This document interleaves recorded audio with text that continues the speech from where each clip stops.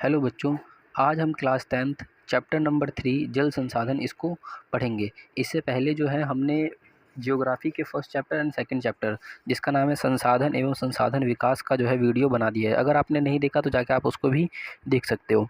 ठीक है, चलो आज की वीडियो शुरू करते हैं। चैप्टर का नाम है जल संसाधन। पहले हम यहीं से शुरू करते हैं। क्या चैप्टर का नाम क्या है? जल संसाधन। तो पहले जल जल एक नवीकरणीय योग्य संसाधन है। नवीकरणीय योग्य संसाधन मैंने आपको पहले ही चैप्टर में बताया था।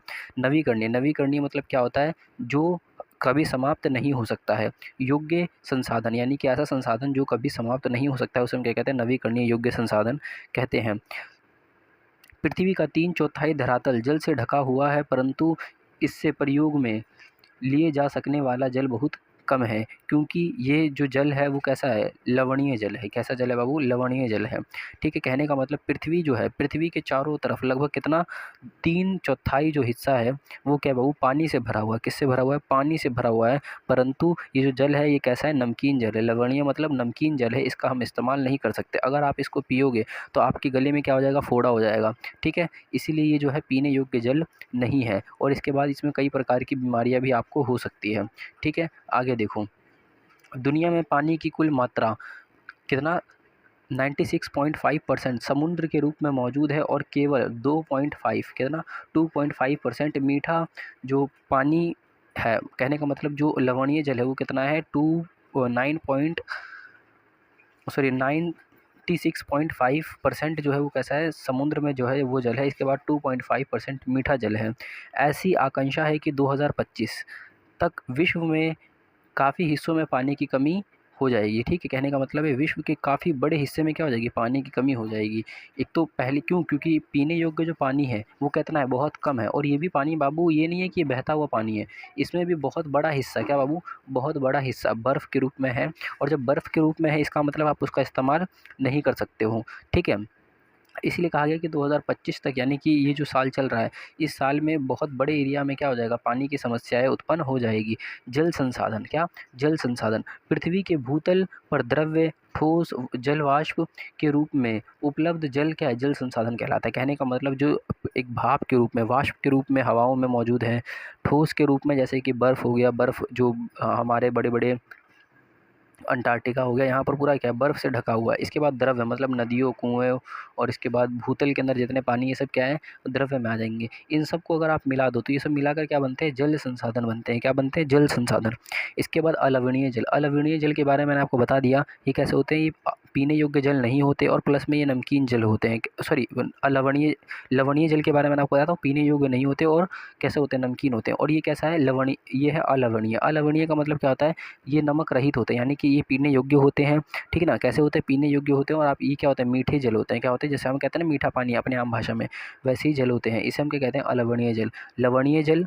लवणीय जल का मतलब क्या? नमकीन पानी। अलवणीय जल का मतलब मीठा पानी। ठीक है, अलवणीय जल के जो प्राप्ति के स्रोत सतहीय अफवाह। देखो, कहने का मतलब जो सतहीय अफवाह से जो हमें अलवणीय जल मिलते हैं वो कौन कौन से हैं? वो आपके नदी हो गए, झील हो गए, फिर इसके बाद कुएं हो गए, तालाब हो गए। सतही यानी कि जो सतह के ऊपर जो हमें पानी का जो स्रोत मिलता है वो क्या है? झील, नदी, कुएं, ठीक है, तालाब, ये सब हो गए हमारे सतहीय जल। भौम जल। भौम जल यानी कि ज़मीन के अंदर जो छोटे छोटे, ज़मीन के अंदर क्या होता है? जैसे कि ज़मीन है, पृथ्वी का सतह है, तो कहीं कहीं पर है ना, इस ऐसे ऐसे जगहों पर क्या पाया जाता है?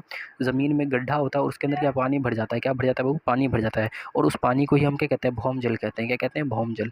ठीक है, आपको समझ में आ गया होगा। सतहीय प्रवाह। सतहीय प्रवाह का मतलब मैंने आपको बता दिया था। धरातल पर स्थिर विभिन्न जल स्रोत जैसे कि नदी, झील, नहर, और इसके बाद तालाब, जलाशय, ये सब क्या हो जाएंगे? ये सब सतही अफवाह हो जाएंगे, यानी कि सतह पे पाया जाने वाला जल। ठीक है, इसके बाद जल दुर्लभता। दुर्लभता का मतलब समझो। जल दुर्लभता का मतलब बताओ, जल की कमी। क्या?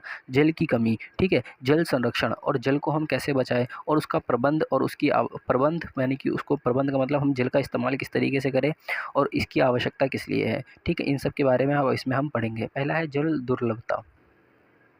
अगर हम जल दुर्लभता के बारे में जानें तो मांग की तुलना में जल की कमी होना जल दुर्लभता कहलाती है। कहने का मतलब देखो, अभी मुझे ज़रूरत कितनी है? मुझे ज़रूरत है 100 लीटर पानी की, और मुझे मिल कितना रहा है? मुझे मिल रहा है सिर्फ 23 लीटर पानी। तो देखो कितने, ये जो मुझे ज़रूरत कितने की है? 100 लीटर। मुझे मिल कितना रहा है? 23 लीटर पानी। कितना? 23 लीटर पानी। मुझे ज़रूरत है 100 लीटर की, मुझे मिल रहा है 23 लीटर। तो ये क्या है, यही जल दुर्लभता को दिलवाती है, यानी कि मेरी मांग ज़्यादा है बट जो मुझे मिल रहा है, जो मुझे प्राप्त हो रहा है वो क्या है, बहुत कम प्राप्त हो रहा है। ठीक है, इसके बाद स्वीडन के एक विशेषज्ञ जिसका नाम क्या है, जिसका नाम है फाल्कन मार्क्स, ने जल दुर्लभता को निम्न प्रकार से परिभाषित किया, यानी कि जो एक स्वीडन के एक बहुत बड़े क्या है विशेषज्ञ हैं जिन्होंने जल दुर्लभता को परिभाषित किया। जल की कमी तब होती है जब प्रत्येक व्यक्ति को प्रतिवर्ष 1000 से 1600 घन मीटर मतलब बताओ लीटर, घन मीटर यानी कि लीटर में जो जल होता है वो उपलब्ध ना हो। कहने का मतलब समझो कि अगर क्या, अगर कोई जो ये जो स्वीडन है, अगर उनको इन्होंने क्या कहा, इन्होंने कहा कि जल दुर्लभता तब होती है जब एक साल में एक व्यक्ति को 1000 लीटर से लेकर 1600 लीटर तक उनको जल नहीं प्रोवाइड हो रहा, तो हम कहेंगे कि उनको जल की कमी है। इसके बाद है बाबू दुर्लभता के कारण, यानी कि ऐसे कौन कौन से फैक्टर है जिसके कारण भारत में जल की दुर्लभता हो रही है। पहला है जल के वितरण की असमानता। जल के वितरण की असमानता का मतलब ये है बच्चों कि विश्व में क्या, विश्व में ना कहीं कहीं पे तो इतनी ज़्यादा बारिश हो रही है और कहीं कहीं पे तो हर जगह सूखा पड़ रहा है। तो भारत में भी क्या है, ऐसे ही कारण आपको देखने को मिलते हैं, जैसे कि मौसिन राम में अत्यधिक वर्षा देखने को मिलती है। और तो और जो हमारा मरुस्थल एरिया है, जो राजस्थान वाला एरिया है, यहाँ पर बिल्कुल सूखा देखने को मिलता है। तो वो ये जल दुर्लभता के कारण का पहला क्या है कि जल का जो वितरण है वो क्या है, असमान है। कहीं पे अत्यधिक वर्षा, कहीं पे वर्षा ही नहीं हो रही है। ठीक है, तो हम इसको अब पढ़ते हैं। देखो, हमारे देश में वार्षिक एवं मौसमी परिवर्तन के कारण जल संसाधन की उपलब्धता में समय के साथ समय के अनुसार विभिन्नता पाई जाती है। जहाँ एक तरफ हमारा देश मौसम राम में विश्व की सबसे अत्यधिक वर्षा होती है, वहीं दूसरी ओर क्या है, सबसे ज़्यादा सूखा पड़ता है। ठीक है, तो ये पहला कारण। इसके बाद अगला कारण क्या है, अगला कारण है बढ़ती जनसंख्या। बढ़ती जनसंख्या का मतलब क्या है कि संसाधन हमारे पास सीमित है, ठीक है, मगर जब जनसंख्या बढ़ रही है और उसी संसाधनों में क्या है, हमें जो है 10 लोगों को खिलाना है। मान लो कि अभी हमारे पास संसाधन इतना ही है, ठीक है, इसके अंदर 1 लोग खाएंगे, आराम से खा लेंगे। मगर क्या है, मगर अगर यहीं पे हमारे इस संसाधनों को सिर्फ 10 लोग मिलकर खाएं, कितने, 10 लोग मिलकर खाएं, तो हमें यहाँ पर खाने की कमी पड़ेगी। ठीक है, वही चीज़ें जनसंख्या में वृद्धि। हमारे देश में जनसंख्या में तीव्र वृद्धि हो रही है, जिसके कारण जल की मांग में नियंत्रण वृद्धि हो रही है। जल की बढ़ती मांग एवं उसका असमान वितरण जल दुर्लभता के कारण बनता जा रहा है। ठीक है, कहने का मतलब हमारे पास जल जो संसाधन है उसकी जो मात्रा है वो बहुत कम है। ठीक है, बट हमारी जनसंख्या वो दिन पर दिन क्या होती जा रही है, बढ़ती जा रही है। यही कारण है कि संसाधनों पर क्या हो रहा है, जल संसाधन पर दबाव पड़ रहा है और जल दुर्लभता उत्पन्न हो रही है। सिंचाई, देखो, जल की उपलब्धता जनसंख्या के लिए सिर्फ घरेलू उपभोग के लिए ही नहीं बल्कि अधिक अनाज उगाने के लिए भी आवश्यक है। अनाज का उत्पादन बढ़ाने के लिए जल संसाधनों का अतिशोषण करने की सिंचित क्षेत्र में भी वृद्धि की जा सकती है। कहने का मतलब समझो, कहने का मतलब है जब हमारी जनसंख्या बढ़ रही है तो क्या है, हमें अनाज भी ज़्यादा उगाना पड़ेगा। अब अनाज उगाने के लिए, अनाज तो ऐसे उगता नहीं है, तो अनाज उगाने के लिए क्या चाहिए, अनाज उगाने के लिए हमें चाहिए जो वाटर जो हमें अनाज उगाने के लिए चाहिए, तो वो तो हमारे पास सीमित है। और अनाज अब हम दुगनी मात्रा में उगा रहे हैं, तो एक तो जनसंख्या बढ़ गई, वहाँ पे पानी का ह्रास हो रहा है, और दूसरी चीज़ क्या, दूसरी चीज़ जो हमारा अनाज है, जो हमारा अनाज है उसको अत्यधिक उगाना पड़ रहा है, तो उसके लिए भी क्या, हमें पानी की अत्यधिक आवश्यकता पड़ रही है। तो इसीलिए जल का जो है हमें क्या कमी पड़ रही है, क्या मिल रही है, जल की हमें कमी पड़ रही है। अब इसके बाद अगला है औद्योगिकरण। क्या है बच्चों, औद्योगिकरण। औद्योगिकरण स्वतंत्रता के पश्चात देश में तीव्र गति से औद्योगिकरण हुआ। आजकल प्रत्येक स्थान पर बहुराष्ट्रीय कंपनियां बढ़ी हैं, औद्योगिक घरानों के रूप में फैली हुई है। उद्योग की बढ़ती हुई संख्या के कारण अलवणीय जल संसाधनों पर दबाव बढ़ा है। कहने का मतलब समझो, देखो, उद्योग से निकलने वाला जो भी रासायनिक जो पदार्थ होता है वो लोग क्या करते हैं, वो सीधे ही नदी में बहा देते हैं। क्या बहा देते हैं बाबू, नदी में बहा देते हैं। और नदी में क्या, एक अलवणीय जल है, अलवणीय मतलब मीठा जल है। अब मीठा जल में अगर आप कोई रासायनिक पदार्थ मिला रहे हो तो वो भाई वो एक नुकसानदायक ही होगा। ठीक है, और इसके बाद क्या है, और जो भी उत्पादन होता है, क्या उत्पादन होता है, उसमें जल की अत्यधिक आवश्यकता होती है। ठीक है, जब जल की अत्यधिक आवश्यकता होती है तो भी क्या होता है, जल पे दबाव अत्यधिक बढ़ता है। अब इसके बाद शहरीकरण। शहरीकरण से भी जल दुर्लभता के लिए जिम्मेदार कारण है। इसमें इसने भी जल दुर्लभता की समस्या वृद्धि की है। शहरों में बढ़ती जनसंख्या एवं जीवन शैली के कारण न केवल जल और ऊर्जा की आवश्यकता में वृद्धि हुई है। कहने का मतलब शहरीकरण। देखो शहरों में क्या होता है, शहरों में भी जल की अत्यधिक आवश्यकता होती है। ठीक है, क्या होती है, शहरों में जल की अत्यधिक आवश्यकता होती है। और आप देखोगे शहरीकरण में क्या हो रहा है, शहरीकरण में यहाँ पर बाइक्स है, कार्स हैं, इन सबको धुलने के लिए भी हमें क्या अत्यधिक पानी की आवश्यकता पड़ रही है। ठीक है, जब इतनी पानी की आवश्यकता पड़ रही है तो इससे क्या होगा, पानी का ह्रास तो होगा ही, पानी की कमी तो होगी। ठीक है, और तो और जो दिल्ली जैसे शहर हो गए, मुंबई जैसे शहर हो गए, यहाँ पर ऊर्जा भी 24 घंटे चाहिए होती है। और प्लस में जो अलग अलग चीज़ मशीनरीज लगाई जाती हैं, अलग अलग एसी हो गया, फ्रिज हो गया, इन सब को लगाया जाता है। जिससे क्या होता है, जिससे जो हमारा एक तो ऊर्जा पे भी क्या हो रहा है, दबाव अत्यधिक बढ़ रहा है। जल प्रदूषण क्या होता है, ये आपको पता है, जल के अंदर विषैले पदार्थों का मिल जाना क्या आता है, जल प्रदूषण होता है। जल दुर्लभता एक प्रमुख कारण है। जल की खराब गुणवत्ता जल प्रदूषण कहलाती है। जल की खराब गुणवत्ता वो कब होती है, जब उसके अंदर विषैले पदार्थ यानी कि जो हानिकारक पदार्थ होते हैं जल के अंदर मिल जाते हैं, तो हम क्या कहते हैं, जल दुर्लभता कहते हैं। समझ में आ गया होगा। मान लो कि जल है, उसके अंदर हानिकारक पदार्थ मतलब रसायन मिल गए या फिर कोई बैक्टीरियाज मिल गए, ये सब क्या होगा, जल प्रदूषण करते हैं। पिछले कुछ वर्षों में ये एक चिंताजनक विषय बनता जा रहा है कि लोगों की आवश्यकताओं के लिए पर्याप्त मात्रा में जल की उपलब्ध होने के बावजूद एक घरेलू एवं औद्योगिक विशिष्ट समस्या कीटनाशक एवं कृषि में प्रयुक्त उर्वरक जो है, इन सब का ये क्या, ये जो है क्या कर रहे हैं, प्रदूषण कर रहे हैं। किसमें प्रदूषण कर रहे हैं, जल के अंदर प्रदूषण कर रहे हैं। कीटनाशक मतलब जो हमारे डालने जाने वाले जो फर्टिलाइज़र है या फिर जो हमारे उर्वरक हैं जो कि रासायनिक रूप से बने हुए हैं, वो क्या है, जब उनको डाला जा रहा है तो वो क्या कर रहे हैं, एक तो मिट्टी की गुणवत्ता जो क्या है कम कर रहे हैं। और आपको पता है बारिश के साथ जो मिट्टी की ऊपर की लेयर होती है वो क्या होती है, बहने लग जाती है। और बह के वो कहाँ मिल जाती है, नदियों में मिल जाती है। तो इस तरीके से जो हमारी नदी भी क्या हो रही है, दूषित हो रही है। और औद्योगिक विशिष्ट मतलब औद्योगिक अपशिष्ट का मतलब क्या है, औद्योगिक अपशिष्ट का मतलब है औद्योगों से निकलने वाला जो भी रासायनिक कूड़ा कचरा है वो सीधे नदियों में ही बहा दिया जा रहा है। ठीक है, थर्मल प्लांट से निकलने वाला जो भी कोयला है वो नदियों में बहा दिया जा रहा है। इसके बाद देखो बच्चों, इसके बाद यहाँ तक अगर आपने देखा है तो आप हमारी वीडियो को क्या कर दो, लाइक कर दो, शेयर कर दो एंड सब्सक्राइब कर दो। ठीक है, हमारे चैनल को क्या कर दो, सब्सक्राइब कर दो, ताकि आने वाली हर नोटिफिकेशन आपको मिलती रहे। ठीक है, इसके अलावा क्या है यहाँ पर, इसके अलावा है जल संरक्षण एवं प्रबंध की आवश्यकता। हमें जो है जल की संरक्षण मतलब हमें जल बचाने की क्यों ज़रूरत है और उसका प्रबंध करने की आवश्यकता क्या है, ऐसा कौन से कारण हैं जिनकी वजह से हम जल की क्या करें, संरक्षण करें। तो देखो, प्राकृतिक पानी तंत्र को नियमित होने से बचाने के लिए, निम्नीकृत मतलब होता है बाबू समाप्त होने के बचाने के लिए।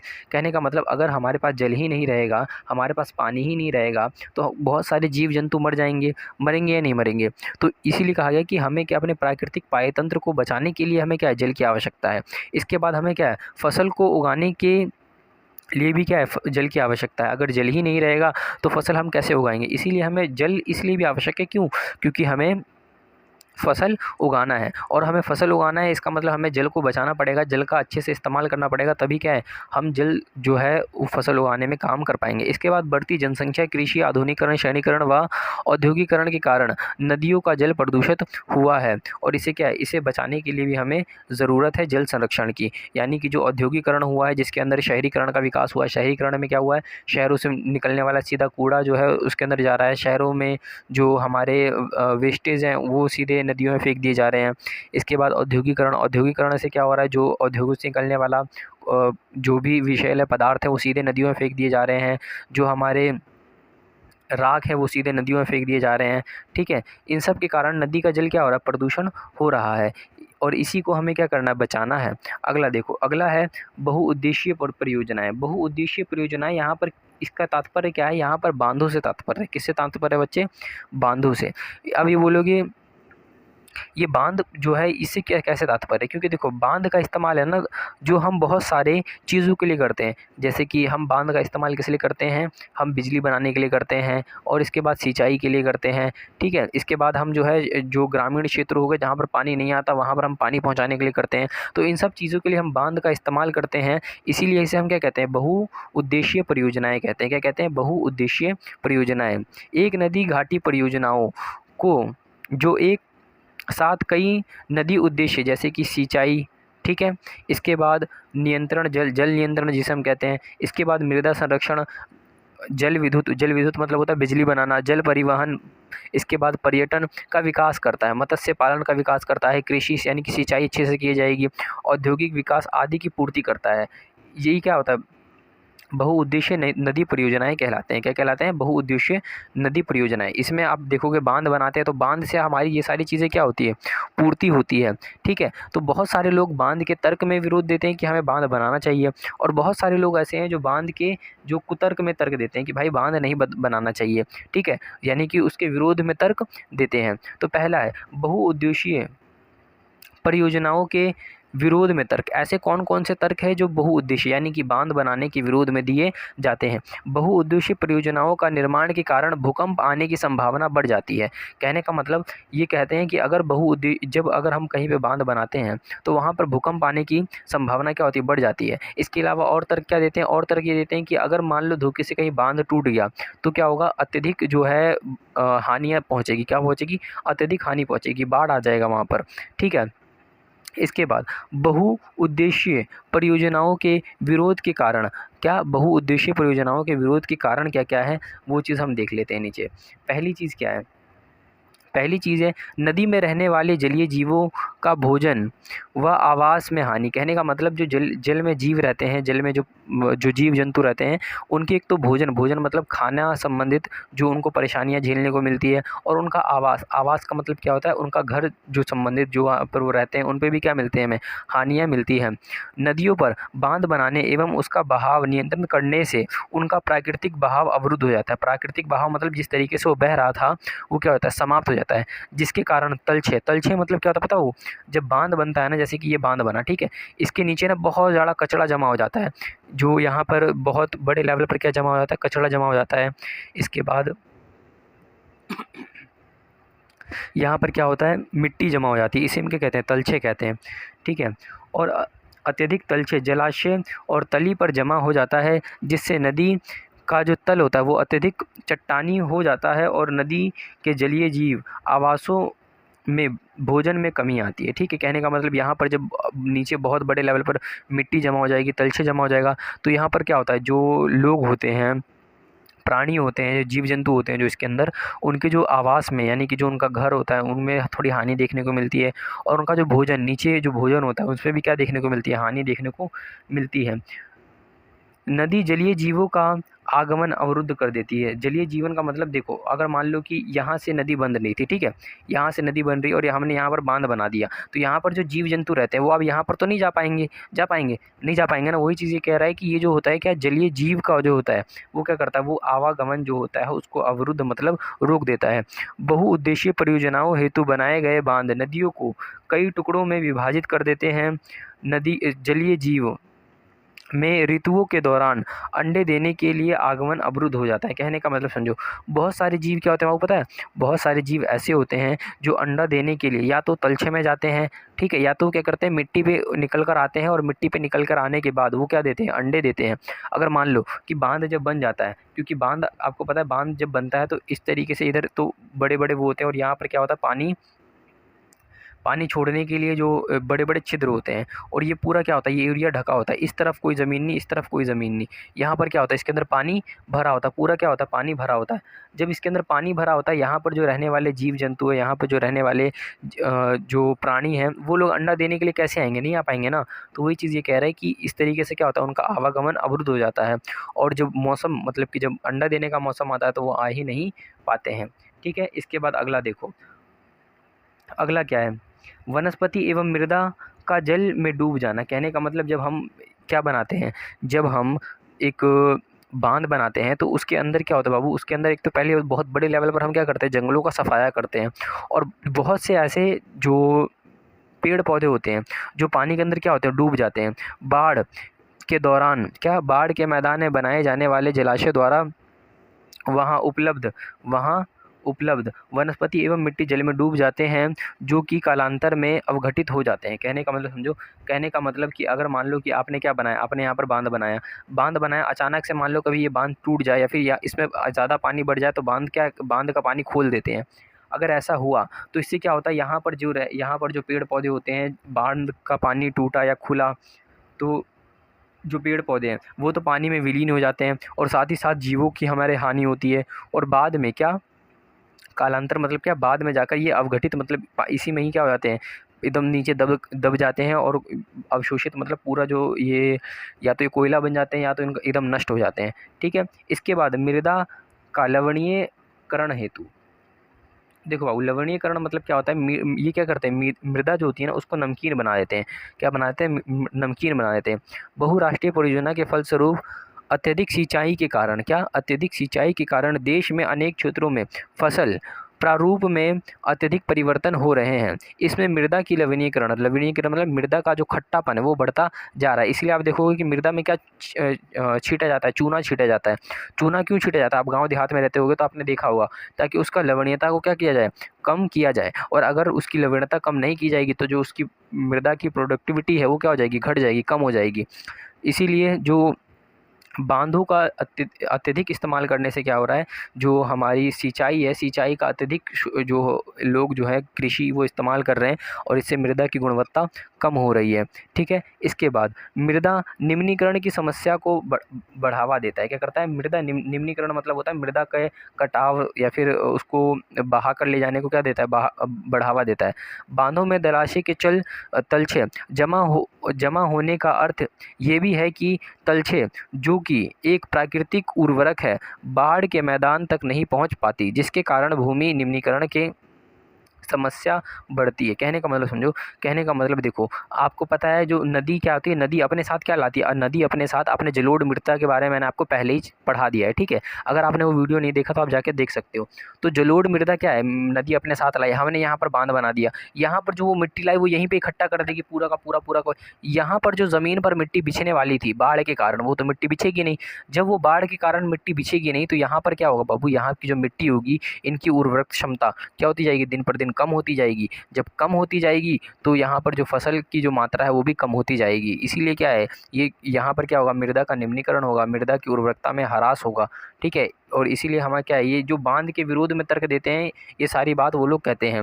नर्मदा बचाओ एवं टिहरी बांध ऐसे दो सामाजिक आंदोलन हैं जिसने बहुराष्ट्रीय परियोजना, क्या, बहुउद्देशीय परियोजनाओं के विरोध में आरंभ हुआ। कहने का मतलब जो नर्मदा बचाओ, एक नर्मदा नदी पे बनाया जाने वाला बांध था, ठीक है, उसको लोगों ने विरोध किया कि भाई ये बांध नहीं बनना चाहिए। और टिहरी बांध जो है, टिहरी क्या है, टिहरी है ना एक जगह का नाम था। ठीक है। दो पहाड़ों के बीच में था और यहाँ पर क्या किया सरकार ने, एक बहुत बड़ा बांध बना दिया दो पहाड़ों के बीच, ताकि क्या हो, ताकि जो हो वहाँ पर पानी इकट्ठा हो सके। और यहाँ से बहुत सारे लोगों को क्या करना पड़ा, विस्थापन करना पड़ा, अलग जगह जाकर रहना पड़ा।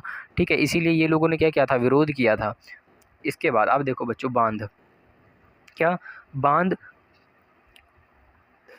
बांध प्रवाहित होने वाले जल को रोकती है, उसको एक दिशा देती है अथवा उसके बहाव को कम करने के लिए बनाई गई है। ठीक है।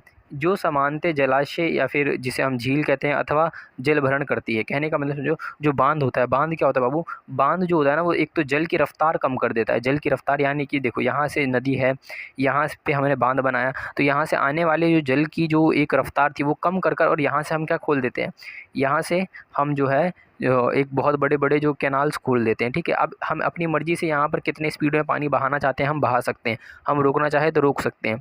ठीक है। इसके बाद अगला क्या है, अगला ये है कि ये कैसा होता है बाबू, ये जो होता है ना एक आयतकार होता है। कैसा होता है बाबू, आयतकार, यानी कि ये जो होगा इस तरीके से होगा आयतकार।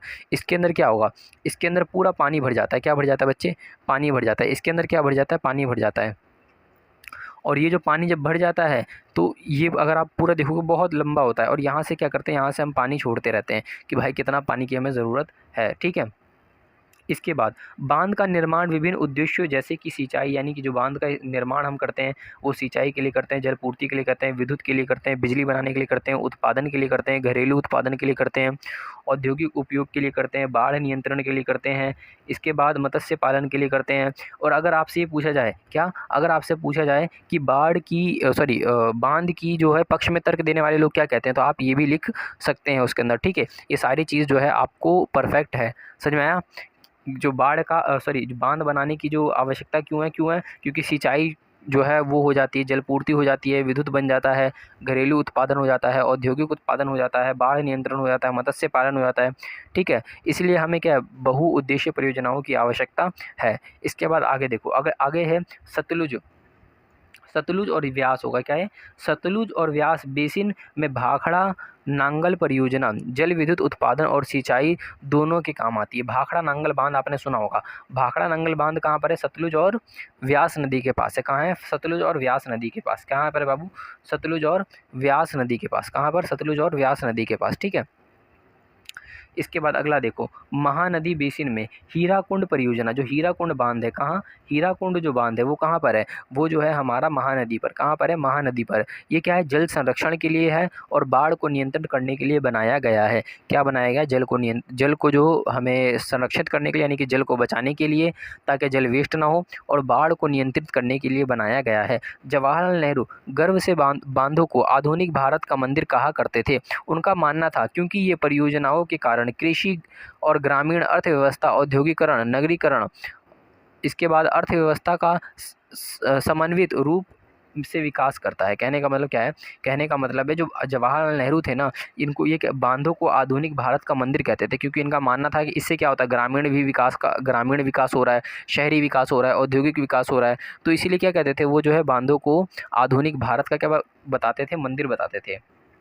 इसके बाद अगला, सरदार सरोवर बांध गुजरात में, क्या, सरदार सरोवर बांध गुजरात में नर्मदा नदी के ऊपर बनाया गया है। ये भारत की एक बड़ी जल संसाधन परियोजना है जिसमें 4 राज्य महाराष्ट्र, मध्य प्रदेश, गुजरात और राजस्थान शामिल है। कहने का मतलब यहाँ पर जो बांध, सरदार सरोवर बांध बनाया गया है, इसका इस्तेमाल कौन करते हैं, 4 राज्य करते हैं। पहला कौन है, महाराष्ट्र, दूसरा क्या है, मध्य प्रदेश, चौथा गुजरात और तीसरा राजस्थान। ठीक है, तो ये सारे लोग क्या है, ये सारे लोग इसका इस्तेमाल करते हैं। कृष्ण गोदावरी विवाद महाराष्ट्र कर्नाटका, देखो कृष्ण, जो एक कृष्णा नदी पर बनाया गया जो बांध है, ठीक है, क्या है, कृष्णा नदी पर बनाया गया जो बांध है, उसकी वहाँ पर क्या है, वहाँ पर जो बांध बनाया गया ना, तो जो महाराष्ट्र और कर्नाटका सरकार क्या कहती है, वो कहती है कि जो कर्नाटका सरकार क्या है, अत्यधिक पानी ले लेती है और फिर हमें क्या देती है, कम पानी देती है। ये कौन कहता है, महाराष्ट्र कहता है। तो यही क्या है, विवाद है, इन दोनों के बीच क्या है, विवाद है। इसके बाद देखो बच्चे, अगला क्या है, अगला है वर्षा जल, क्या, वर्षा जल संग्रह। संग्रह मतलब क्या होता है, बचाना, क्या करना, बचाना या फिर जमा करना। संग्रहण मतलब बचाना या फिर जमा करना। देखो, वर्षा द्वारा भूमिगत जल की क्षमता में वृद्धि करने की तकनीक वर्षा जल संग्रह कहलाती है। इसमें वर्षा जल को रोक करने एवं एकत्र करने के लिए विशेष ढांचों जैसे कुएं, गड्ढे आदि का निर्माण किया जाता है। इससे न केवल जल का संरक्षण होता है बल्कि जल की भूमिगत होने की अनुकूल परिस्थिति प्राप्त होती है। कहने का मतलब वर्षा जल संग्रह क्या है, वर्षा जल संग्रह जो हमारा बारिश का पानी आता है उसको क्या, या तो हम किसी कुआं बनाकर उसके अंदर जमा कर लेते हैं, या तो हम क्या है, या तो हम कोई जलाशय बनाकर उसके अंदर जमा कर लेते हैं। ठीक है, या तो हम क्या करते हैं, जो अपने घर के आसपास, क्या, घर के आसपास, मेरी आवाज़ दोस्त थोड़ी ख़राब हो रही है, तबीयत ख़राब है इसीलिए। ठीक है, तो जो हमारे घर के आसपास कहीं पे हम गड्ढा खोदते हैं और वहाँ पे क्या कर देते हैं, पानी जमा कर देते हैं, इस तरफ प्लास्टर कर देते हैं। आपने स्कूल्स में देखा होगा।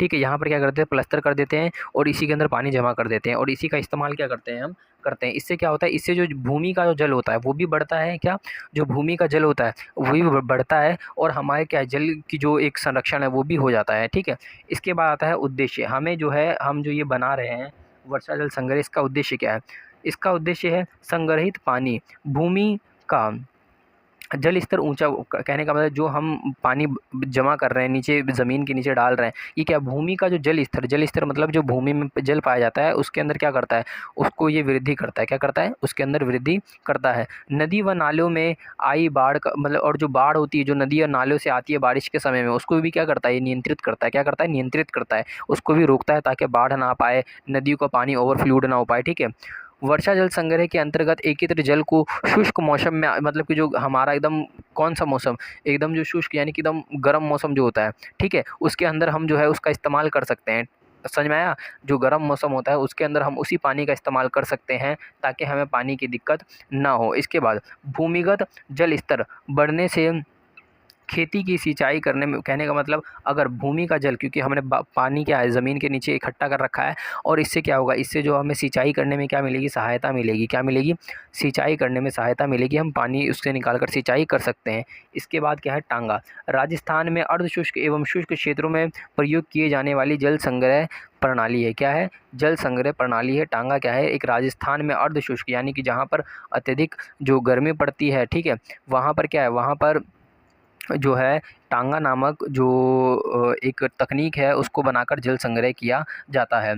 इसके बाद छत वर्षा जल संग्रह। इसमें क्या होता है, छतों के ऊपर छत जो होता है ना, छत के यहाँ से क्या है, पाइप से है ना, पाइप से लाकर यहाँ पर हमने कुआं बनाया तो कुआं के अंदर पानी इकट्ठा करेंगे, या फिर हमने यहाँ पर जलाशय बनाया, जलाशय के अंदर पानी इकट्ठा करेंगे। अगर हमने यहाँ पर टैंक बनाया तो टैंक के अंदर पानी इकट्ठा करेंगे। समझ में आया? तो ऊपर का जो छत होता है यहाँ पर हम पाइप लगा देते हैं, पाइप लगाने के बाद इसको लाकर इसमें हम पानी इकट्ठा करते हैं।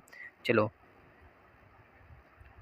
पीवीसी पाइप का इस्तेमाल कर कर, क्या, पीवीसी पाइप का इस्तेमाल कर कर छत वर्षा जल एकत्र किया जा सकता है। रेत एवं ईंट का प्रयोग कर कर जल का जो छनन किया जाता है। छनन मतलब जल को छाना जाता है। कहने का मतलब अगर जल जो है गंदा है, क्या है, जल अगर गंदा है तो हम क्या करते हैं, रेत और ईंटों का इस्तेमाल कर कर, मान लो कि हम यहाँ पर एक चीज़ बना लेते हैं, इसके नीचे क्या रखेंगे, यहाँ पर हम रखेंगे ईंटें सब, यहाँ पर हम क्या रखेंगे, यहाँ पर रखेंगे रेत। अब यहाँ से क्या होगा, यहाँ से जो इस पानी के अंदर, क्या, इस पानी के अंदर जो हमारा पानी आया है, क्या बाबू, जो हमारा पानी आया है, इसके अंदर जितने जो छोटे छोटे कण होंगे, छोटे छोटे कण होंगे, वो अगर इस रेत से पानी जब गुजरेगा तो छोटे छोटे कण तो इस ये रेत एब्जॉर्ब कर लेगी, और जो बड़े बड़े कण होंगे, मोटे मोटे कण, वो भी क्या है, अगर वो बच गया तो वो क्या है, वो नीचे वाला एब्जॉर्ब कर लेगा। समझ में आ गया? इसके बाद क्या था, भूमिगत पाइप द्वारा जल हौज तक, हौज मतलब जो हमने घर के नीचे हौज बनाया है वहाँ तक लाया जाता है, और वहीं पर क्या है, उसको जमा कर लिया जाता है, और उससे हम क्या उपयोग भी करते हैं। हौज के अतिरिक्त जल कुओं तक ले जाया जाता है। मतलब कि अगर हौज का इस्तेमाल हो गया पूरा तो उसको क्या, कुओं में रखकर उस जल को जो है हम पानी इकट्ठा कर लेंगे। इसके बाद बांस ड्रिल सिंचाई प्रणाली। बांस ड्रिल सिंचाई प्रणाली, इस विधि द्वारा मेघालय में नदियों व झरनों के जल की बाँस से बनी पाइप द्वारा एकत्र करके सिंचाई की जाती है। ये होता है क्या, मैं आपको समझाता हूँ। देखो बच्चों, यहाँ पर क्या है, यहाँ पर पहाड़ी क्षेत्र है तो यहाँ पर क्या करेगा, यहाँ पर है ना बाँस लगाएंगे। बोलो क्या लगाएंगे बाबू? बाँस लगा देते हैं, ठीक है। यहाँ से बाँस लगा देते हैं, और ये बाँस जो है ना आपस में जोड़ जोड़ कर कहाँ लेके आते हैं, ये लेके आते हैं बाबू, जो हमारा खेत होता है वहाँ तक लेके आते हैं, ठीक है। अब ये जो खेत है ना, खेत में ये जो लाकर ये क्या है, बाँस वहाँ पर रख देते हैं, और यहीं से वो क्या है, बाल्टीन से हो गया फिर किसी भी चीज़ से वो क्या है, पानी की सिंचाई करते हैं। इसे हम क्या कहते हैं, बाँस ड्रिल सिंचाई प्रणाली कहते हैं। आई होप आपको ये वीडियो पूरी तरीके से समझ में आई हो, ठीक है। और अगर आपको ये वीडियो समझ में आई हो और आप अभी तक देख रहे हो तो आप हमारे चैनल को सब्सक्राइब कर दो। जो हमारा चैनल है जिसका नाम IY के ज्ञान है, आप उसको सब्सक्राइब कर दो, और जल्दी से हमारा चैनल भी क्या करवाओ, मोनेटाइज़ के लिए आगे बढ़वा दो, ठीक है। और वीडियो को लाइक कर देना दोस्तों। Thanks for watching.